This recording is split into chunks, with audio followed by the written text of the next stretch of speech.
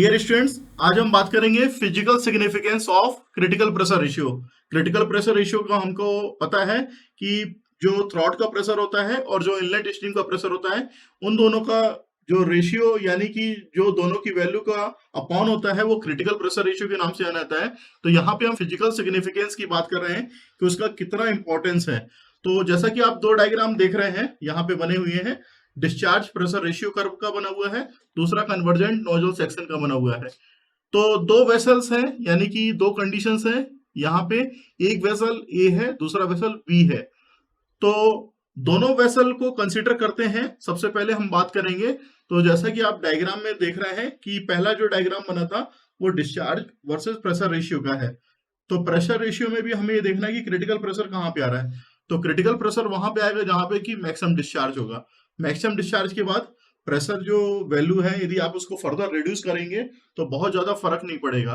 तो सबसे पहले हमें बात करनी है कि यदि प्रेशर ए वेसल और बी वेसल में यदि बराबर है, यदि P1 बराबर प्रेशर P2 है, यदि P1 बराबर P2 प्रेशर है, तो यहां पे कोई भी फ्लो नहीं होगा। तो there is no flow, there is no flow of steam, या जो भी चीज पास हो रही है नोजल के अंदर, उस चीज का फ्लो नहीं होगा यदि प्रेशर बराबर है। लेकिन जैसे ही आप प्रेशर को कम करते हैं, यानी P2 प्रेशर की वैल्यू आप कम करते हैं P1 से, तो उस कंडीशन पे उस नोजल से स्टीम का डिस्चार्ज होना स्टार्ट हो जाएगा। और फर्दर यदि हम रिड्यूस करने की कोशिश करते हैं, सोचे कि और ज्यादा हम प्रेशर P2 की वैल्यू को कम कर दें, तो उसके बाद जो डिस्चार्ज रहेगा, जैसा कि यहाँ पे आप क्रिटिकल पॉइंट पे देख रहे हैं, यहाँ पे की क्रिटिकल प्रेशर रेशियो है, उसके बाद यदि और रिड्यूस करेंगे तो मैक्सिमम डिस्चार्ज जो है, उसके बाद और ज्यादा डिस्चार्ज की वैल्यू नहीं बढ़ेगी। तो हमें जो मैक्सिमम डिस्चार्ज की वैल्यू मिल रही है वो क्रिटिकल प्रेशर रेशियो पे मिल रही है। तो P2 बाई जो P1 है, इसको हम बोल रहे हैं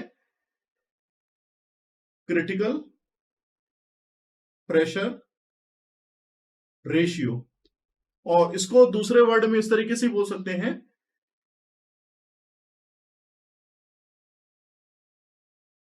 क्रिटिकल पॉइंट लिख सकते हैं यहाँ पे, प्रेशर रेशियो क्रिटिकल पॉइंट। तो pressure at exit, exit condition में कितना प्रेशर है, यानी कि थ्रॉट कंडीशन में कितना प्रेशर है, और प्रेशर एट इनलेट, यहां पे कितना प्रेशर है, इन दोनों का जो रेशियो रहेगा ये हमारा क्रिटिकल प्रेशर रेशियो रहेगा।